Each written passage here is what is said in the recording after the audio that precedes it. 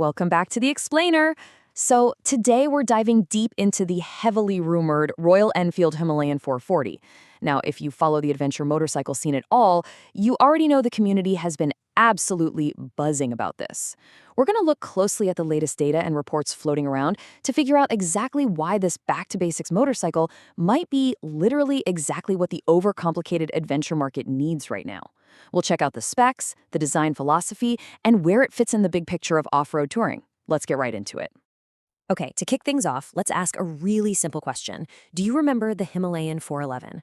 Just think back for a second to that simple, rugged, go-anywhere vibe that made the original 411 so incredibly popular. I mean, it wasn't about breaking speed records, right? It was about having a motorcycle that you could literally drop in the dirt, pick right back up, and just keep going without a fuss. It had character, and according to recent industry reports, it seems Royal Enfield realizes that a whole lot of riders are deeply missing that unbothered utilitarian magic.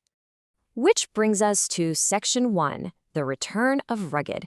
So, multiple reports are pointing to a brand new bike currently in development, internally codenamed D4G. The fundamental goal here? To completely revive the essence of that original 411. But you might be wondering, why do this when they already have the awesome Himalayan 450 out there? Well, the strategy is pretty clear. They want to position the 440 as a highly accessible alternative. The 450 sits way higher up in the premium range, which is fantastic if you're a performance seeker, but it leaves this massive gap for riders who just want a capable, budget-friendly entry into adventure riding.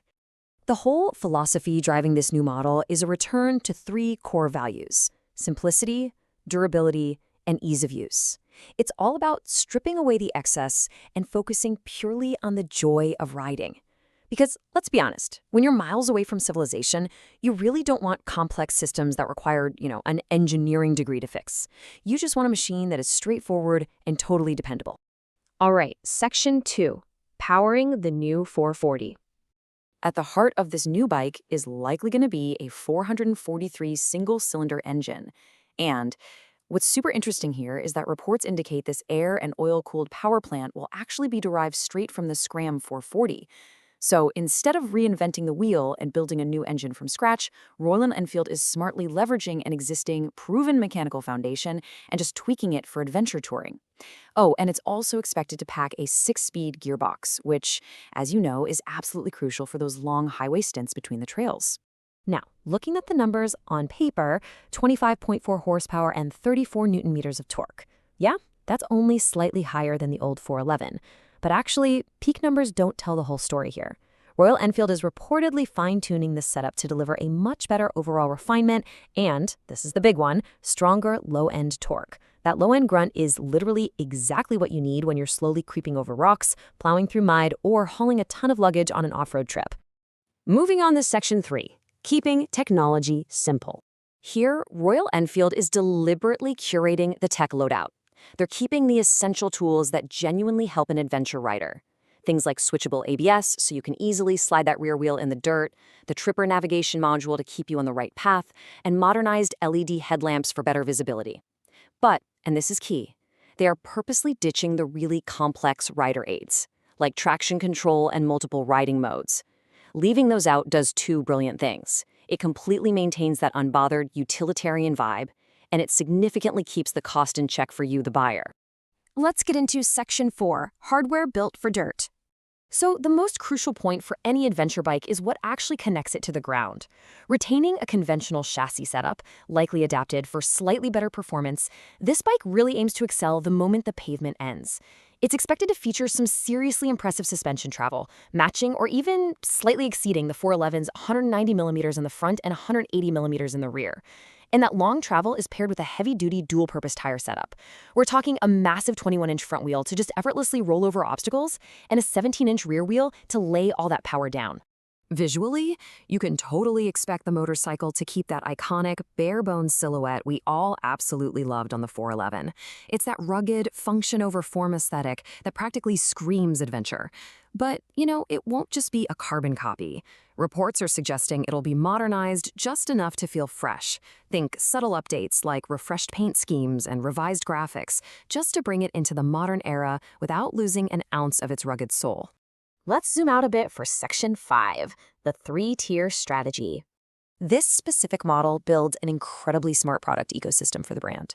By introducing the 440, Royal Enfield is creating this perfect three-tier adventure structure. Step 1 is the Scram, right? That serves the road-focused daily rider who really likes the scrambler look. Step 2 is our Himalayan 450, sitting perfectly in the middle as the affordable, highly practical off-road workhorse. And then Step 3 is the Himalayan 450, offering a much more premium, performance-oriented experience. It's a strategic masterclass, really. It allows the brand to cater to a massive range of riders, effortlessly capturing buyers with wildly different needs and budgets. And that brings us to Section 6, the final verdict. If this bike sounds like exactly what you've been waiting for, well, you're gonna need just a little bit of patience. Looking at the timeline, we had the past era of the beloved 411 and the present day where the premium 450 is currently dominating dealership floors. But this highly anticipated blend of classic character and updated 440 refinement, that's expected to make its grand debut sometime in the second half of 2026. As we review all the data and the reports, there's a quote from the source material that just perfectly summarizes the entire appeal of the upcoming 440. It says, honestly, not everyone needs more power or more tech. Sometimes a straightforward machine is exactly what people are looking for. It's so true. It acknowledges a simple reality in the motorcycle world right now. It's built for riders who just want to get out, explore, and connect with the landscape without all the fuss of modern computerized distractions. So, I'm going to leave you with this final thought to ponder as we wrap up. Knowing what we know now about its specs, its back-to-basics philosophy, and its 2026 timeline, does this rugged, no-nonsense approach win you over enough to wait? Or would you rather just skip the wait entirely and grab the high-performance premium 450 today? It is a fascinating choice between classic simplicity and modern performance. Thanks so much for joining me for this explainer on the Himalayan 440. Keep riding, keep exploring, and we'll catch you next time.